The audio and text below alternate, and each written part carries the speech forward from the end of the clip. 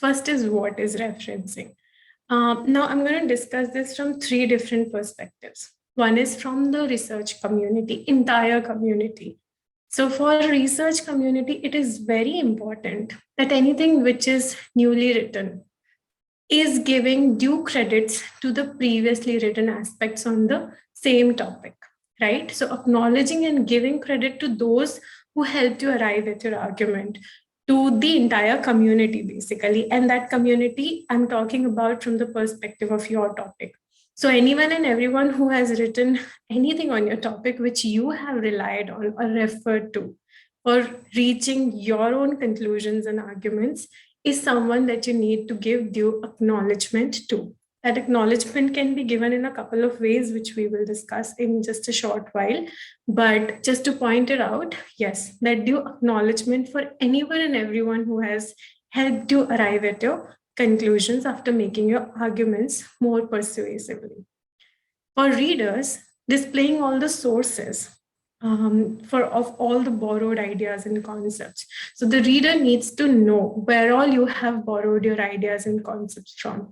And to showcase that, having citations is the easiest and the best ways. Okay.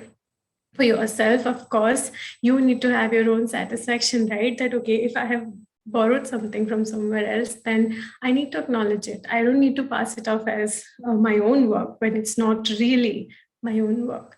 So in that case, yes, to pay your own intellectual depths and providing additional information that does not flow directly through your or in your arguments, you can use footnotes. We'll talk about how speaking footnotes in just a minute to show how you can have tangential arguments that can be used in the footnotes. Now, why do all the work, right? I was just talking about the what of referencing is pretty simple to understand. It's just a concept, you'll get it. But then why, right? So, I mean, you might have already gotten a basic idea, but just to reiterate certain points which you might have missed. One is to display your academic integrity, that you know your work and you also know others' work, and you do not want to pass off others' work as your own. So that displays your academic integrity when you give due acknowledgement to the sources that you have referred to in your work. And it does not necessarily need to come out only when somebody is doing a plagiarism check, right? That's where you lose your integrity. That should be done at your end, which means that you shouldn't copy somebody else's work in the first place.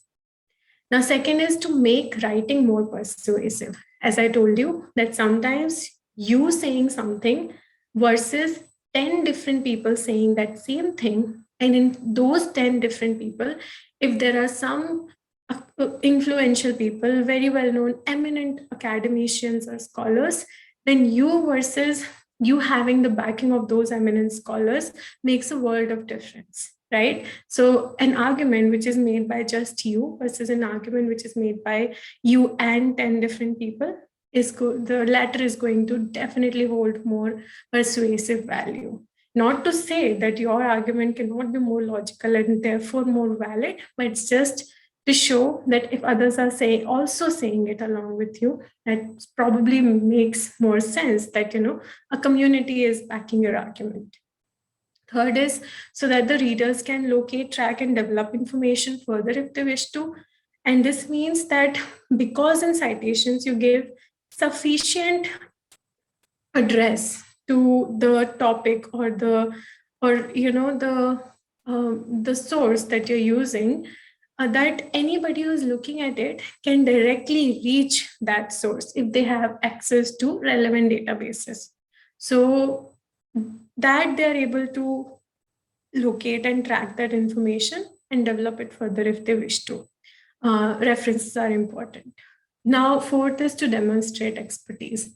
Now, this is actually slightly arguable because people say that your number of footnotes or number of citations don't really signify the worth of your paper.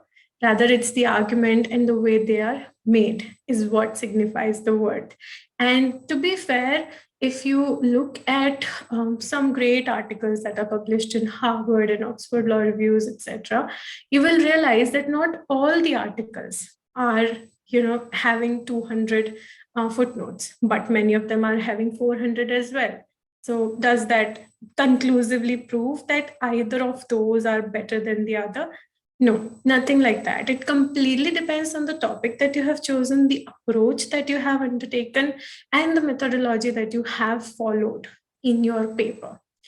I know these terms can be slightly confusing, and unfortunately, I can't really bring them all in this short amount of time. So we do tend to discuss that in our course on research and writing. If you want to take a look at that, feel free. But just to come back to the point, to demonstrate expertise, as I said, that the number of footnotes don't demonstrate expertise. However, if you're missing out on citations, right? If you're missing out on citations in any way, then that is a problem.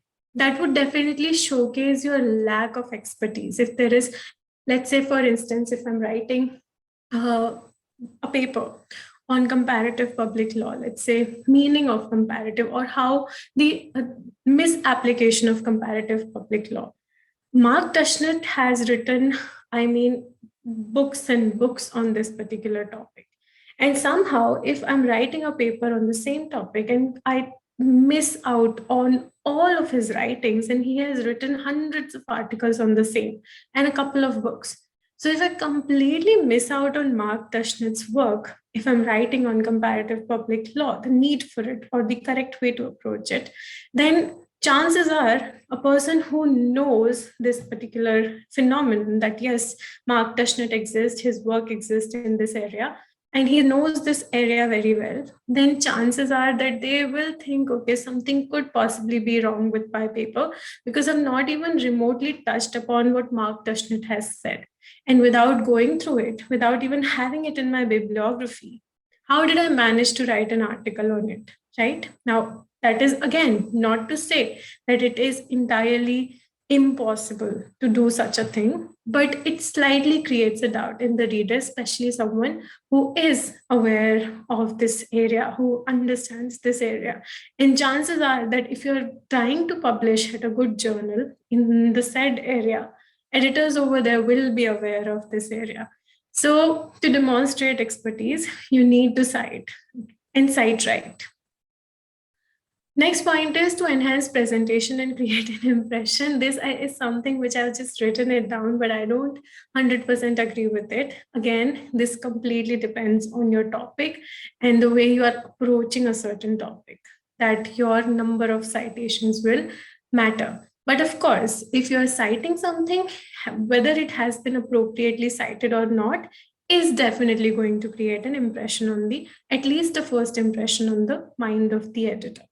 For sure, if you have just simply,